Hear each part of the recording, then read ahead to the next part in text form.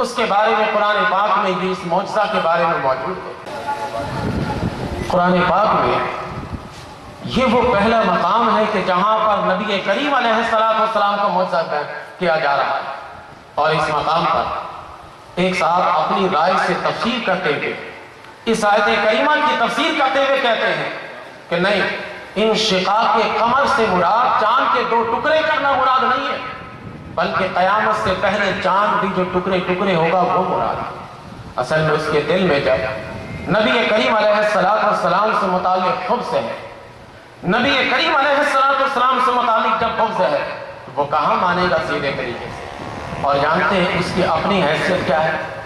ابھی ایک ڈاکٹر مرا ہے تو پھر اخباروں میں جب اس کے پورے بایو ڈاٹا ہے تو لوگوں کے سمجھ میں بات آئی کہ اچھا یہ تو باقاعدہ عالم تھا ہی نہیں، اور قرآن پاک کی تفسیر بیان کرتا تھا، میڈیا پہ آ کر بڑی بڑی باتیں بیان کیا کرتا تھا۔ جو عالم نہیں ہے وہ کیا بیان کرے گا؟ دیکھیے اسلامی کے اسٹیجز میں جب وہ ایم اے کر لے یا ڈاکٹری کر لے، کچھ بھی کر لے، پی ایچ ڈی کر لے، وہ بات کبھی بھی نہیں آ سکتی جو ایک فارغ التحصیل عالم دین کے اندر ہو، کبھی بھی نہیں آ سکتی۔ کبھی شک ہے تو دونوں کا آمنا سامنا بیٹھا لیجیے۔ تو پہلے اس سے پہلے کتنے لوگوں کو سمجھاتے تھے کہ بھائی تم جس ٹر کو کہتے ہو کہ وہ ماسٹر ہیں قرآن پاک کو سمجھنے اور سمجھانے میں، وہ ٹر صاحب ماسٹر نہیں ہے، وہ عالم بھی نہیں ہے۔ جب اس کے مرنے کے بعد پورا بایو ڈاٹا آ گیا اخبار میں تو کتنے لوگوں نے مجھ سے کہا کہ حضرت آپ نے صحیح کہا۔ ویسے ایک صاحب اور بھی تھے جس نے قرآن کی تفسیر لکھی، اور قرآن کی تفسیر لکھنے کے بعد ان کے ماننے والے بہت فخر کرتے ہیں۔ جہاں بجا اس کی تفسیر میں آپ دیکھیے گا کہ یہ لفظ آپ کو ملے گا، میری رائے یہاں پر یہ ہے۔ حالانکہ قرآن پاک میں رائے سے تفسیر کرنی نہیں چاہیے۔ آپ میری تفسیر کو ذرا اٹھائیے، ایک آیت کی تفسیر بھی بغیر حوالہ کے نہیں، تفسیر بھی نقل ہے یہ، میں نے کتابوں کے حوالے سے نقل کی ہے، اپنی رائے نہیں دی۔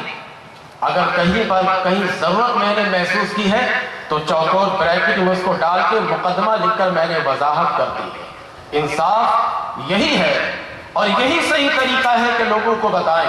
تو ان صاحب کا بھی یہی حال تھا، کسی زمانے میں وہ مسٹر تھے، پھر کسی زمانے میں بیرسٹر ہوئے، پھر آہستہ آہستہ چلتے چلتے وہ تھوڑی سی داڑھی رکھ کر صوفی بنے، پھر آہستہ آہستہ چلتے چلتے پتہ نہیں کیا کیا بن گئے، علامۃ القہر دہر سب بن گئے۔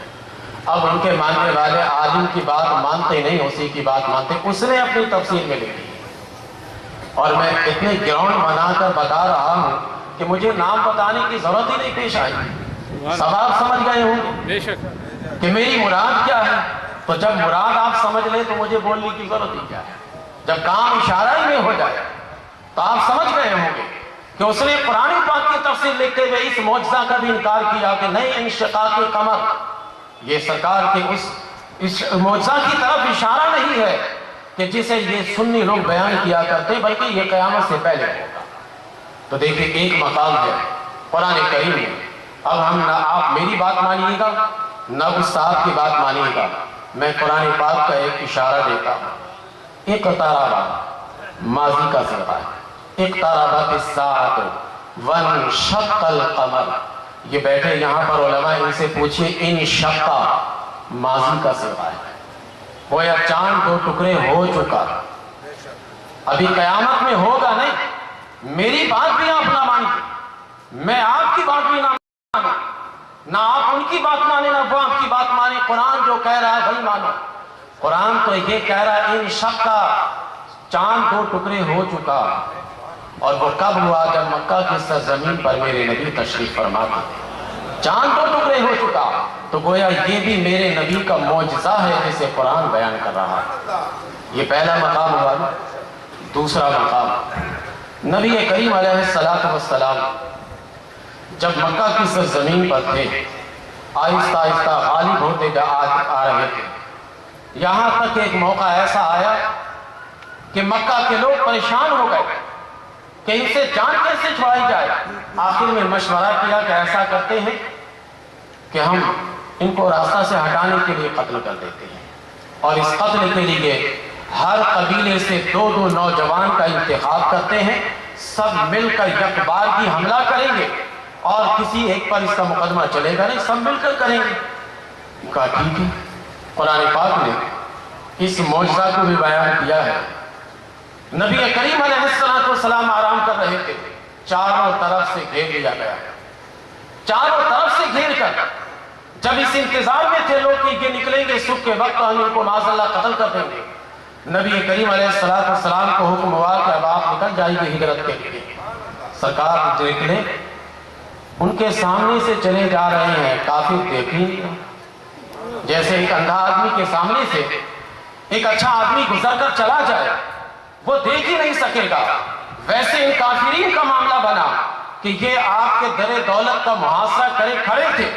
نبی کریم علیہ السلام سامنے سے گزر کر جا رہے تھے لیکن کسی نے آپ کو دیکھا ہی نہیں۔ صبح کے وقت اللہ اکبر یا رسول اللہ زندہ باد۔ صبح کے وقت جب انتظار کرتے کرتے انہوں نے دیکھا کہ یہ نبی ابھی تک نہیں نکلے تو خود اندر چلے گئے، بستر پر دیکھا تو حضرت علی آرام کر رہے۔ حضرت علی رضی اللہ تعالیٰ عنہ سے پوچھا کہ علی تمہارے نبی کہاں گئے؟ کہا ساری رات پہرے تو تم دے رہے تھے۔ پوچھتے ہم سے ہو کہ ہمارے نبی کہاں گئے؟ کہا نہیں ہمارے یہاں سے کوئی بھی نہیں گئے، یہ تلاش کر لو، اگر گھر میں ہے تلاش کر لو، تمہارے سامنے سے میرے نبی گزر کر گئے۔ میرے نبی کا یہ معجزہ ہے کہ کافرین کے سامنے سے سرکار گزر کر گئے لیکن کافر میں سے کسی نے بھی آپ کو نہیں دیکھا۔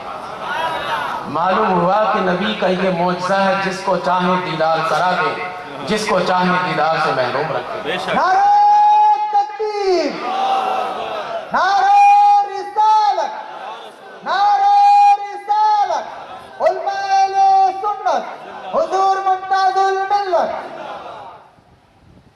نبی کریم علیہ السلام کا یہ معجزہ ہے کہ جسے چاہے دکھا دے۔ ہمیں کسی نہ کسی زاویے سے نبی کا جلوہ نظر آتا رہتا ہے، ہم کہتے ہیں یا رسول اللہ، ہمیں آتا رہتا ہے کسی نہ کسی طرح سے۔ جب ایسے محافل میں بیٹھتے ہیں تو ہمیں نبی کریم علیہ السلام کے فیض کی خوشبو آتی ہے، ہم پکار اٹھتے ہیں یا نبی، پکار اٹھتے ہیں یا رسول۔ اور جن کو کبھی نظر ہی نہیں آتا تو ہم اس سے مطالبہ کیوں کریں کہ تم بھی کہو یا رسول؟ ان سے کیوں مطالبہ کرنے جائیں کہ تم لکھو یا رسول اللہ؟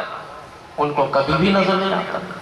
دیکھیں سرکار نکل کر گئے، کسی کو بھی نظر نہیں آئے۔ قرآن پاک اس منظر کو بیان کرتا ہے، وَإِذْ يَمْكُرُ بِكَ الَّذِينَ كَفَرُوا لِيُثْبِتُوكَ أَوْ يَقْتُلُوكَ أَوْ يُخْرِجُوكَ وَيَمْكُرُونَ وَيَمْكُرُ اللَّهُ۔ کافرین مکر کر رہے تھے اور اللہ تبارک و تعالیٰ تدبیر فرما رہا تھا۔ اللہ کی